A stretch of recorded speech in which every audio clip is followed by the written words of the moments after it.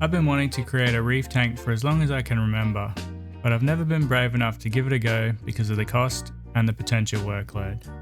But recently, I spent a hell of a long time watching all 46 episodes of the Ultimate Beginner series from Bulk Reef Supply, and I figure I might as well give it a go. Technology seems to have progressed quite a lot over the years, and a lot of the things that were really hard in the hobby have now become quite a lot easier. At least that's the main impression that I've got so far. So while I wait for my vampire crab paludariums to grow in, I'm going to start this little side project, which is kind of ironic considering the Great Barrier Reef was on my doorstep and I now live 15,000 kilometers away. Unlike most of my other videos, this series is going to be more of a journey rather than a guide, as I see how well I can convert YouTube knowledge over to real world results. First things first though, I've rearranged the current base of operations here. Things are a little bit more streamlined.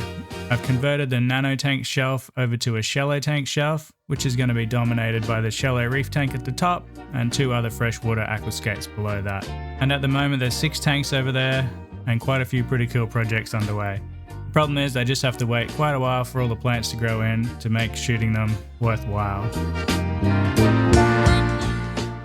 The tank I'm using for this shallow Nano reef tank is a custom made tank that's 70 centimeters by 35 by 20 centimeters. It's made out of 5mm float glass, which is about 50 liters or 13 US gallons. I'll leave the imperial measurements on the screen as well. Cost me $37 and it comes with the lid. It's nothing special, but it's definitely all I need for my first reef tank. All the other tanks on the shelf are also made in similar dimensions from the same place. The most important part and the most expensive part of this project was the light, which is a Fluval Sea Marine 3.0 Nano, which cost me $100. It was the only decent light I could find here, but you usually get what you pay for, and the app functions are pretty good, so I'm looking forward to see some good results out of this.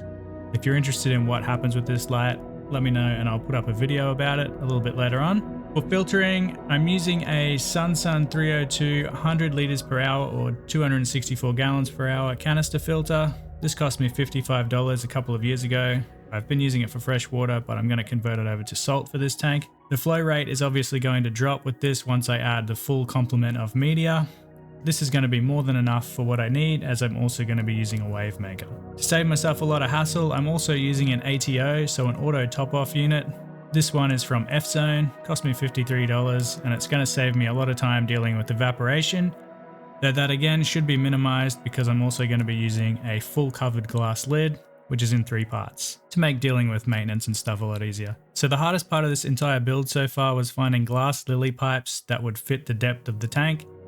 FZone was the only one that I could find a set for in this size, so I chose the mini Nano LILLY pipe Skimmer set in 13mm, which cost me $54. And to keep things nice and clean and simple inside the tank, I'm going to be using a SunSun EH-300W inline heater, which cost $26. It's probably overpowered for the build, but it's the best inline option I could find that wasn't going to cost $1 million. As always, the tank's sitting on a leveling mat, and I have a white background on, which in total cost me $4.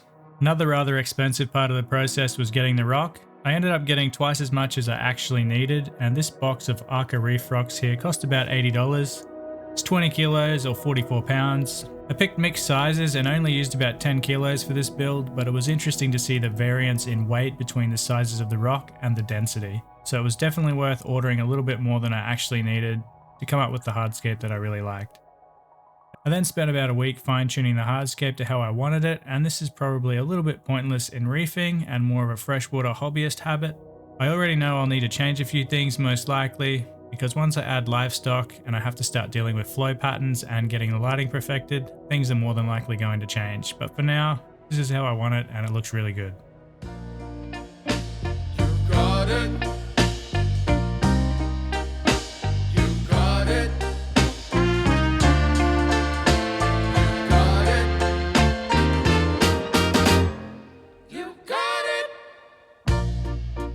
I know sometimes life can be tough, and you feel like you just had enough.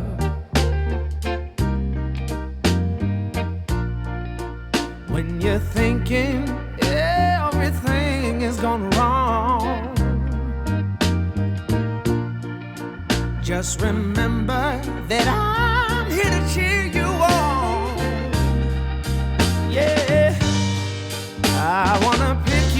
from the ground. Let you know that I'm always around.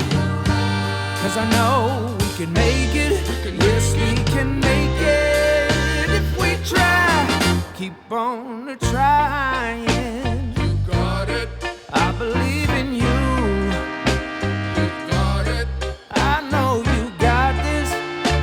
You got it. Just keep on trying. You got it.